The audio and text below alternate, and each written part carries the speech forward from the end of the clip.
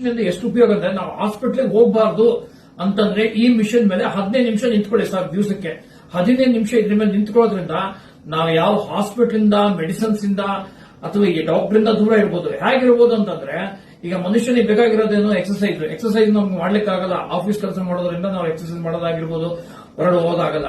So that 15 ನಿಮಿಷ ಇದ್ರ ಮೇಲೆ ನಿಂತಿರೋದ್ರಿಂದ ನಮಗೆ 2 ತಾಸು ಜಿಮ್ಮಿಗೆ ಹೋಗಿ ನಾವು ಎಕ್ಸರ್ಸೈಸ್ ಮಾಡೋದು ಎಷ್ಟು ಬೆನಿಫಿಟ್ ಇದೆಯೋ ಅಷ್ಟು ಬೆನಿಫಿಟ್ ಈ ಒಂದು 15 ನಿಮಿಷದಲ್ಲಿ ಸಿಗುತ್ತೆ.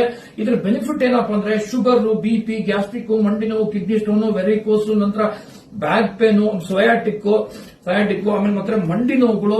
ಆಪರೇಷನ್ ಹೇಳ್ತಾರೆ ಡಾಕ್ಟರ್, ಆಪರೇಷನ್ ಮಾಡೋ ಅವಶ್ಯಕತೆ ಇಲ್ಲ. ನೀವು ಇದರ ಮೇಲೆ ನಿಂತ್ಕೊಂಡು ಇದರ ಮೇಲೆ ಕೂತ್ಕೊಂಡು ನೋಡಿ, ಇದರ ಮೇಲೆ ಕೂತ್ಕೊಳ್ಳೋಕ್ಕೂ ಬರುತ್ತದೆ. ಸೊ ನಂತರ ಹಿಂಗ ಕೈ ಇಟ್ಟು ನೀವು ನೋಡಿಸ್ತೀನಿ ನೋಡಿ, ಹಿಂಗ ಕೈ ಇಡಬಹುದು. ಕೈ ಸುಳಿ ಇತ್ತಂದ್ರೆ ನಂತರ ಹಿಂಗೂ ಇಟ್ಕೋಬಹುದು.